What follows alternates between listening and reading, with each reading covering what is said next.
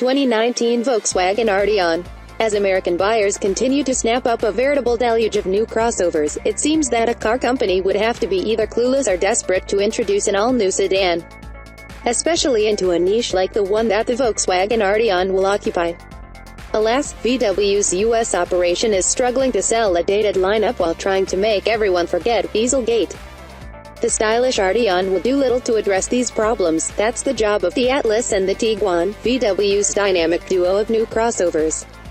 But at least when the Arteon replaces the CC a year from now, it will give VW customers something to gawk at in the showroom while they wait on the F&I guy. Facing forward, the Arteon's best face is quite literally that, a coupe-like mug that looks as if it could grace a new Scirocco rather than a largish sedan to sit above the Passat in VW's lineup. The Arteon's hood is ridiculously low for such a car, rising to just below the waist for its projected average buyer, a 53-year-old college-educated man, according to VW. And it's actually a clamshell hood, stretching as it does from one side of the 73.7-inch wide car to the other. The rest of the Arteon's four-door coupe styling eschews the sleek look of the old CC for a tough, fastback design with fat hunches and a quasi-camtail hatchback. When Volkswagen launched the Passat CC back in 2008, pseudo-coupes were on the bleeding edge of automotive fashion, and VW seemed to have its finger on the pulse of public desire. Sales in the U.S. were brisk, rising to nearly 30,000 units annually by 2011, but after a mid-cycle refresh for 2013, sales fell off a cliff, dropping to just over 3,000 in 2016. To make matters worse, German VW officials told us that they felt the CC did not achieve enough conquest sales, at least not as much as it cannibalized Passat buyers. So the Arteon takes a dramatic step beyond both the CC and the Passat, not only in styling but in size. The wheelbase is stretched to 111.7 inches, more than an inch longer than the Passats, and 5 inches longer than the CC's. This allows for a rear seat that's exceptionally roomy, so long as you have no plans to use the middle spot. Leg and elbow room are plentiful, and tall passengers should be able to ride in the back without bumping against the headliner. Interior accoutrements are similar to those in the new Atlas, with high-quality materials and a functional, if conservative design that looks nice while stopping short of treading into Audi's luxury territory.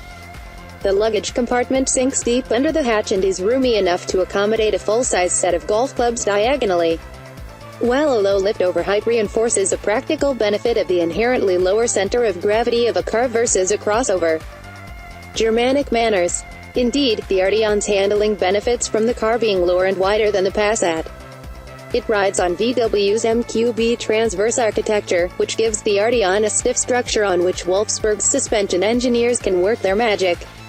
All US spec cars will have VW's dynamic chassis control, which allows drivers to choose a base ride quality from among 3 settings: comfort, normal, and sport, or adjust a virtual slider in the infotainment system that offers even more variability.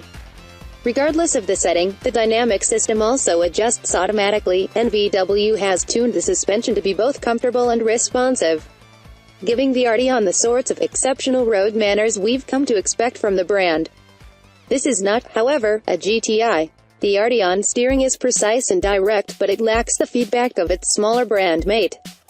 It also lacks the verve of VW's hot hatch. The Arteon is a big car with an engine that falls short of delivering the thrills promised by its styling. Our drive was in a Europe spec car with a 276 HP 2.0-liter engine mated to a 7-speed dual-clutch automatic transmission. While it was quick enough, VW says the Arteon will hit 60 miles per hour from rest in under 6 seconds, and we had no problems keeping up with traffic on unrestricted sections of the Autobahn. It wasn't so exciting to drive. Our test car was equipped with the optional all-wheel drive system, which helped push its stated curb weight to more than 3,700 pounds.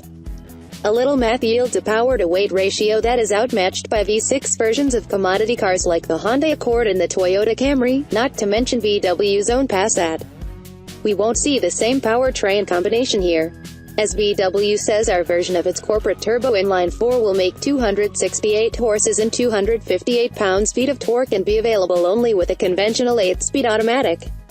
The front-drive version will be lighter, of course, but with a base price near that of today's CC, which sells for around $35,000. The Arteon is not going to land on any most horsepower per dollar lists. Creature features. VW appears to be hopeful that an extensive list of available features, like adaptive cruise control and lane keeping assist, will justify the Arteon sticker.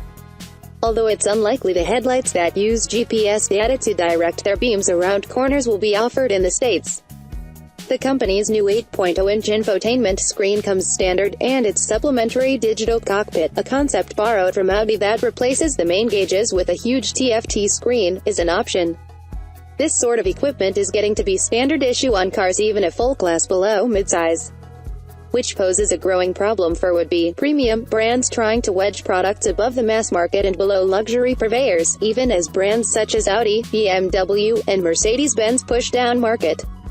While VW officials posit that the new Arteon is aimed at poaching customers from the last two, the reality of the US market would indicate otherwise. There's still a year to go before VW launches the car here next summer, so some of this could change. Maybe VW will decide to lift the suspension an inch and add some cladding and an all-track badge to make it a crossover coupe. Probably not. With only one obvious analog in the upcoming Buick Regal Sportback, though, the Arteon is sure to succeed in giving mainstream buyers an interesting alternative to the conventional. If that's not at the core of the VW brand's mission statement, it should be.